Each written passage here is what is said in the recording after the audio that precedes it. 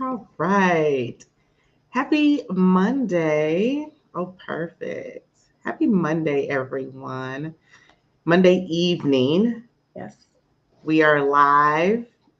Um, I didn't go live last week. I missed going live, but we are here and we're having a conversation all about what got you to the role that you are currently in now.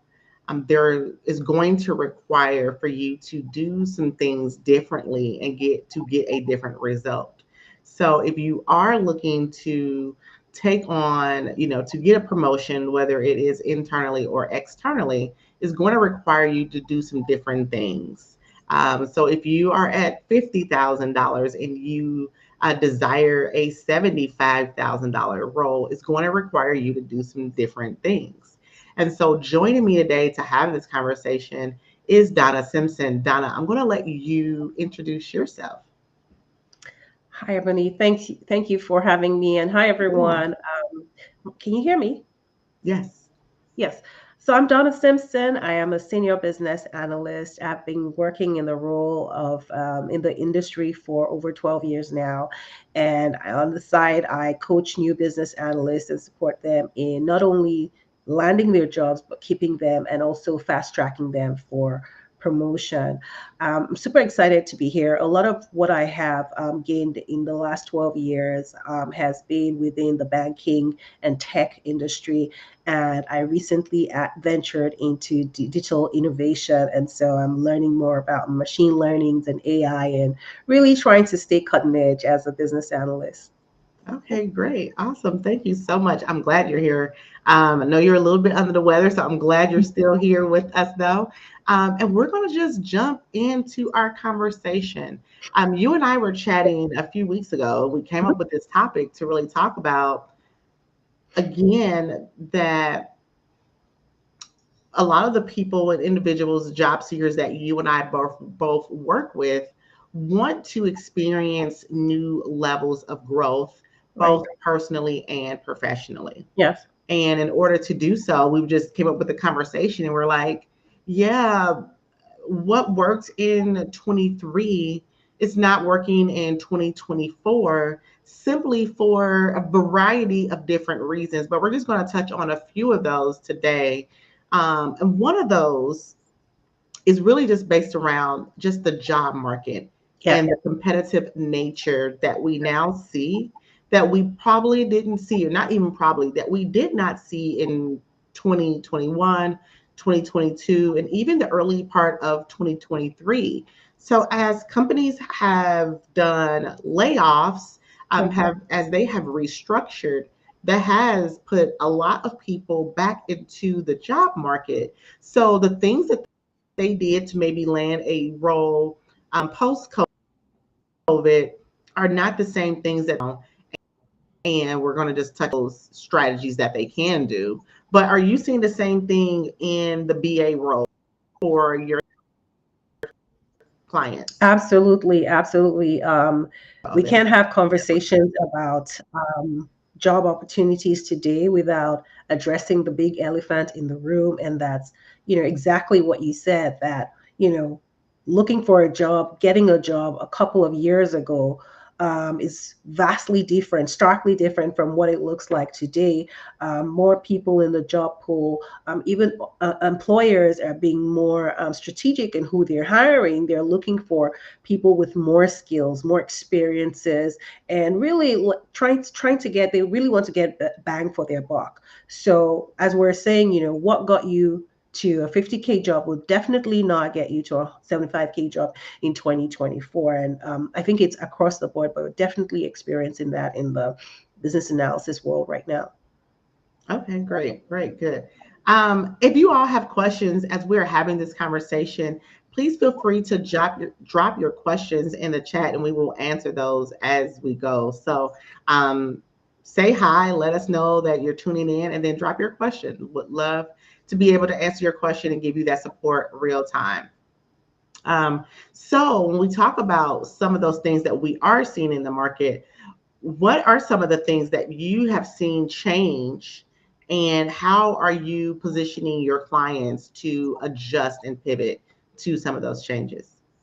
Yes, definitely visibility is a big one in terms of, being visible. I mean, on a platform like LinkedIn, and even I'm seeing that having a portfolio. Back in the day, we thought portfolios were for the tech, super tech guys, like the architects and data analysts, but even Yeah. business analysts, project managers are building their online portfolios and putting it on their resumes. And so I've started to encourage my clients. In fact, yesterday I sent someone a template, a Notion template saying, start to document your project, start to put some type of intellectual property out there that gives employers a quick glance at what you've done, different from what something's different from, just putting your LinkedIn profile or posting on a regular basis. And I'm not saying these things are not great in terms of, posting regularly on LinkedIn, engaging on LinkedIn, leaving, meaningful comments and engaging in relevant discussions that are relevant to your experience, to your industry. But oh, I'm sorry. I'm sorry, but also just making sure that you have a portfolio and you're showing what you can do and what you have done. So this is even before you get into an interview, before a recruiter even has you on the phone. Like, how can you get them excited about who you are and what you've done? So that is what I'm advising a lot of my clients to do, is that before they even see you, before they even speak with you, how can you get them interested in who you are and what you have to offer? And then also, a lot of it is also, it almost sounds like a cliche because we talk a lot about mindset, but mindset is really what is going to drive you to go after the roles that you truly desire. Because you might see a role, and as women, especially, we might not have like 25% of what the job description is requiring, and you shy away from that. But our male counterparts won't do that. So I'm pushing a lot of my clients to go outside of their comfort zone and speak to what is missing. For example, a job says you need to have SQL experience, but you know how to manipulate tables but not delete. As a business analyst, you won't do that. So speak to what you know and speak with a lot of confidence, and going to that interview or going to that discussion with a recruiter, super confident in what you know and your abilities, and also with a mindset that you have what it takes to succeed in the role and actually be the best candidate for that role. Oh, good, good. Thank you. I love all that. Thank you so much for sharing that. Yeah, I agree. I think that you do have to figure out once you have decided that this is what you want to do, now you have to figure out again what are some of the things that you can do to set yourself apart. Right. Great. If you have gotten to um, even before you get to the interview, if Right. you can go back and look at past projects, past assignments, and create if it's just a one page or document, maybe it's a website if you want, whatever it may be. Maybe it is just kind of putting that document together, even in a video content, whatever mode that you want to, being able to put that together in a reel, so to speak, just to show some highlights Right. is very different than what other people are doing. Exactly. Again, especially when now the job search is taking, a lot longer. And so if you are one of those individuals who are like, hey, I've been looking for 3 months, I haven't landed anything yet, and you want to increase the amount of callbacks you're getting, you want to decrease the time it takes you to land interviews and land new roles and opportunities and get offers, you have to think about what's really going to set you apart Yes. in that job search. If everyone else is, like you mentioned, just putting their LinkedIn link in their resume, what else besides a LinkedIn link can you connect for recruiters and hiring managers and decision makers to go and see, hey, this is something that this person is bringing in, and this is the innovation and the thought that they've put forward before they even got the interview. So just imagine what this person can do real time if they come into the organization, the value that they can add internally. So I think that it gives them the foresight to really see what you're coming into the organization with. Yes, I have a personal story actually about, well, this is my a client story about, just, having that foresight and anticipating, what the organization is experiencing. So based on the job description, this person, spoke with the recruiter and was asking, okay, so asking more about the role. What is the company currently experiencing? What are the issues they're having? What is the immediate project that, somebody in the right candidate will be working on? And based on that, this person created a requirement, a business case for the project, and what they will do differently. It was really fantastic. Like I can't take credit for that. So going into the interview, they already had, like, if I were in this role, this is exactly how I will tackle this, move things around. And honestly, that blew them off. Definitely that blew them off. And she got the role, because she went in anticipating, okay, what if, if I was in this role, what exactly will I do? What would I tackle it? And even though she wasn't sure that that was 100%, the experience, the problem that the company was having, but just based on the job description and the conversation with the recruiter, she was just able to put together something. And really that showed them how proactive she was. And that really helped her in terms of, getting past the first level, second level, and to the final round of the interview. Yes.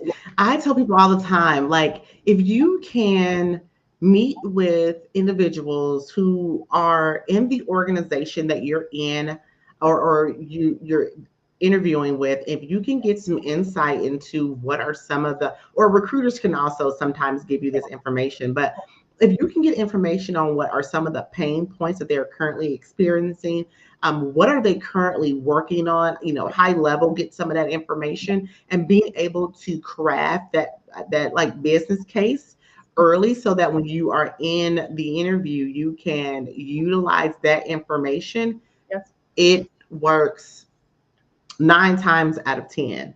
I tell people all the time, because again, companies are hiring you to solve a specific problem. Exactly. And if you can show them that you can solve that problem now, you've already done, the work that other people aren't willing to do. Right. So I think that's a very good point. Yeah. All right. But let me ask you a question. So I know we talked about before, right? Doing, again, we're talking about doing things that other people don't do. Have you ever experienced personally a Mhm. time where you're like, you know what, I'm going to do things that other people in, so we're talking about like internally, right? I'm going to do things that other people within the organization are not doing because I want to get that next level role. I want to get that promotion. So I'm going to figure out how I can start to, separate myself and make that path for me that I desire, even though, it's it's in front of me, but it may not be necessarily attainable, or I have to do some things different. Yes, yes. So I had been in my role for a couple of years, and I felt very comfortable, and I felt like actually I was plateauing. So during one of my performance reviews, I spoke with my manager at the time and mentioned my desire to be in the next level role. So it was, I was at the highest level within my job band. I wanted to move to the next position, and I was told that it wasn't a given, and that I needed to be performing at the level that the role that I wanted in my current role. And at first, that took me aback, because I thought, okay, you want me to be performing at a higher level, but my salary is going to stay the same. I'm going to have all my other responsibilities. That's not going to change, but you want me to take on additional work. That was how I saw it at first. So my initial reaction was, no, I'm not going to do that. But I thought about it, and I thought, okay, if I want to be strategic, and if I really want to get the position that I was vying for, then I needed to figure out, how to balance the two. So what that meant was volunteering to take on, projects, work on other projects separate from the projects I was working on. And as I started to do that and volunteer, I realized that it was exposing me to leaders. So leaders that would, make decisions, leaders that were the ones that were in charge of the portfolio of projects that we were going to work on during the year. So that exposed me also to know like what kind of projects were coming up. And because I was visible to these leaders and I was taking on this additional work and projects, what that meant was that I was I was asked to stay on those projects, and my other smaller projects were taking off of my plate. So at the end of the day, it meant that I had created this opportunity for myself to have high visibility projects, and my smaller projects were taking off of me. And some other things I did was that the organization I was with had a large BA community, and every quarter we would have we'll have a meetup within the organization. So I started to volunteer to get, the speakers that we were going to need, just make sure that people from other offices, colleagues from other offices were in place. And also that gave me enough exposure on the social side. So not only within the work project side, but also, on the social side, which meant, again, informal building and cultivating of relationships with other people in other departments, and again, senior leaders. And one thing I started to do was turning on my camera. Something as simple as that was turning on my camera, because that allowed me to stand out where everyone had their cameras off, even if I wasn't the one presenting. Just knowing that I had people who on a regular basis I wouldn't see in the hallways, just see me on camera. And funny enough, on one or two occasions when these leaders came into the office, they could recognize me with my big hair because I had my camera on. So that was another way that I was able to do things differently. So just to summarize, like taking on volunteering for additional projects, and being part of the BA community, and volunteering on on the BA social committee as well, was what I was able to do to stand out. And The other thing I heard you say was having to change your mindset, right? Not necessarily looking at it as I'm being asked to do all of this work and I'm not getting paid more, right. Not taking it on as I'm getting taken advantage of because now I'm overwhelmed and underpaid, right? So just making sure that you and I would even go back a step before you even did that, was having the courage to, I call it courage, but having the courage to have the conversation. Yeah. Because sometimes we assume that if we just have our head down doing the work, that someone's going to tap us on the shoulder and say, oh my God, you've been doing great work. Here is the promotion. So knowing that it doesn't come just through your actions of doing the work you've always done, right? Like, you're sitting there doing the work you've already been doing and expecting the promotion. Yeah. No, you have to do the work that you have not been doing in order to get the promotion. So having the courage to say, hey, this is what I want, having the clarity, like, you know what, I've decided that this is what I want to do, where I want to stay, and now I want to be intentional about how I decide to make movements within the organization. So all of these things you really have to have an assessment, have a conversation with yourself, do the reflection first to say, hey, you know what, now I'm armed and ready to have this conversation, because again,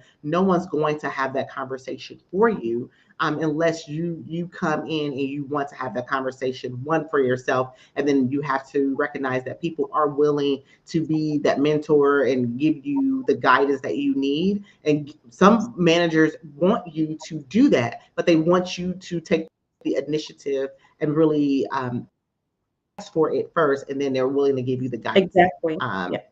Yes, exactly. Absolutely.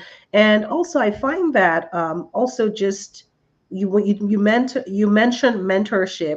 Also, helping and supporting junior colleagues is another way, because you realize how much you know when somebody comes over to help you. I mean, to ask for your help, and you're helping them, and you realize, you know what, I know a lot, I know quite a bit, and I better, you know, leverage the knowledge that I have. And so the opportunity to mentor a junior colleague and knowledge share as well is very important, because that's another way to be visible and to show that, you know, you have the skills, whether it's, you know, to be, you know, a leadership role or a supervisory role or a managerial role.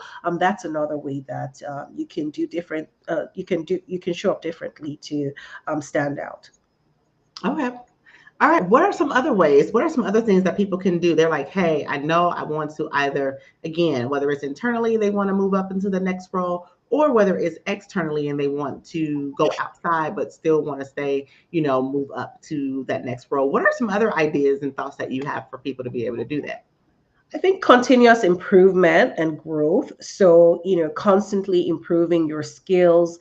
And the higher up you want to go, your soft skills become very important. So, communication, also networking. You want to make sure that you're a part of organizations that are relevant to the skills that you have, or the skills that, sorry, that you're looking for, or to the roles that you are vying to get. You want to build relationships as well, because as you go up, or you're trying to move up, it's the relationships that you've built, because you'll find that not all roles are on the website, especially some leadership roles or some more advanced roles. So you want to make sure that, you know, you're constantly expanding your network and building the right relationships. But definitely, you want to work on improving your knowledge. For example, AI is very, very hot right now. So how can you lead with that? Like, what kind of experience can you get to show that you're moving along with the times? Good, good. Okay, great. Let me see. What is another topic that I wanted to mention in that pull up some let's see here. I think we talked about personal growth a little bit. I will just pick back on what you just said a little bit here. Once this goes into like the personal growth, it, once you have decided that you do want to move up, it is understanding if there is a skills gap. Yes, I yes. think sometimes we want to move up, but, and this is why it is important, like you mentioned, hey, you were kind of starting to do some of those projects and things earlier, because as you start to do some of those things, you start to see, hey, I have a gap here. And in order for me to be, because what I will say, you may be able to get in the role, but can you keep the role? Ha. Right. And a lot of times I've seen individuals who have gotten to whether it's an individual contributor, they're a senior level, whether they're in a managerial role, they are like, I'm here, but how do I stay here? How do I even move up from here? And so it really is understanding, do you have a gap before you get there? And if you do have a gap, how can you start to close that gap? If you're going to do it internally, how can you close that gap and show, right, that you are like, so for example, what you were doing, right? If there were gaps, you were able to show that you were closing that gap, right? So, because sometimes we think, oh, the thing that's going to get me there is going back to school, is getting an MBA, is getting a certification, but you may not need to do that. You may just need to, there may be a skills gap. Sometimes we take our gaps that are skills gaps and we try to close them with educational gaps, Yes, and they're not the same. You will still have a skills gap even if you get more education. that is true. So it is really understanding if you have a gap and how to close that. That is going to be that growth that you have to do. If there are some challenges that you have, how can you make those challenges a little less, right? So some people are like, I don't like, whatever it is. You don't like doing the data analytics. It's like, okay, you don't like that. How can you start? Why don't first understanding why that's a challenge for us and figuring out how we can again start to close that gap. What are some of the things that are challenges for you? Or looking at that role, you're like, I want this role, but I don't want to do these things in that role. One, why is that? Is it because, again, is it because of a skill? Is it because, is it imposter syndrome? Really understanding and doing some assessments as to why that seems to be a challenge for you, but starting to close those challenges. Maybe those challenges are not going to be strengths, but they're in a neutral stance for you to where you're like, I can, at least I'm comfortable with doing those things now. Yes, I agree. I agree with you. And you talked about imposter syndrome, and I think that it's one of the biggest things that a lot of challenges that a lot of us face is that we feel like, okay, once you discover that there is a gap, you start to retreat into your shell. But like you said, you've got to understand, okay, what is this gap and how can I close it? So imposter syndrome is a big one. And I tell, clients and people that I mentor that, you've also got to start small. You talked about a gap, and sometimes people just say, oh, this is a huge gap. And that discourages them already. But what is that small step I can take? What is that one thing that I can do to bring me closer and closer? So I would suggest, for especially for those who feel that, oh, forget about it. I don't know, I don't have the skills, I don't know what to do, I'm just going to leave it alone. Is no, start to make small steps, either by working with a coach, working with a senior colleague, looking for help. I think that's another thing, is that people don't like to ask for help because they think that it makes them feel incompetent, or it makes them appear incompetent. But that's far from it, because I tell people that the more questions you ask, the more knowledge you gain. And so instead of not staying away from asking questions, is ask questions, find out how others are doing things, find out how others got to where they are, especially if their career trajectory is one that is similar to what you're looking or what you're aspiring to do. So yes, definitely imposter syndrome is a big one there. And closing that gap by taking small steps, starting with small steps. But like you said, also just understanding what that gap is. Yes, yes. Well, you mentioned that one of the things you can do is to get some support. Yes, you can get support from individuals who are in roles that you seek and desire. And then the other way, and there are some other ways too, but one of the ways is to work with a mentor or a coach. So talk to me about your coaching program, what you offer, and how you work with individuals. Yes. So in my coaching program, I support business analysts who are in their first or second business analyst role and are looking to elevate and get higher pay and more responsibilities in their role. So I have a framework, is a triple A framework, where we start by assessing what are the skills that my clients currently have, and part of that is also understanding the gaps.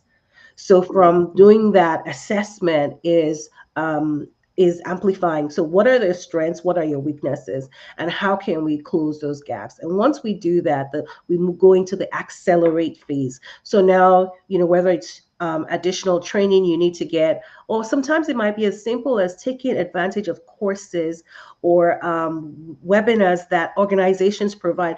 A lot of people don't realize that the learning management systems that organizations provide gives them a lot of education or training that they can take advantage of, and they don't necessarily have to go out to get that. Some organizations even enroll or have subscriptions to certain organizations where you can just get courses for free. So exploring that and amplifying the skills that they have, the skills that they've gained, and start to look for the roles that are aligned with their career path. I talk about charting your career path, and that's what we do throughout that AAA framework is to make sure that you're charting your career path that you want. My coaching program is for 3 months. So it's 3 months one-on-one coaching where we meet once a week for 60 minutes to discuss what my clients are going through and how to close the gaps and also get them ready for the jobs that they truly desire to have. Oh, good. Thank you. Thank you. Well, I'm glad that you shared that with us. I think you have already dropped the link to chat with you and set up some time so that individuals can really kind of go through an assessment and talk about, what are some of their current struggles? What is it that they are doing now? What do they desire to do in the future? And then talk about how you can be part of the vehicle to help them get there. Absolutely. So that link has been dropped. Thank you so much. I'm glad that you took the opportunity to still join me. I know you're under the weather, so thank you again so much for taking time just to have this conversation and give the individuals opportunities to really just say, hey, if I am desiring to get to that next level, there are some things that I need to get in place. And I just tell everyone, listen to this again, go back and listen to the replay, and then figure out what have you done already? What are the things that we've talked about do you need to do? Where are there some gaps? And do you need one? Can you do it on your own? Sure. Figure out, okay, what is your timeline? What is your need? Do a need assessment, do that analysis, and then determine, okay, I've been doing this for 3 months. I've been doing this for months. I'm not getting anywhere. Then yes, I do need to get some support and have a conversation with you and talk about how you can support them in the future.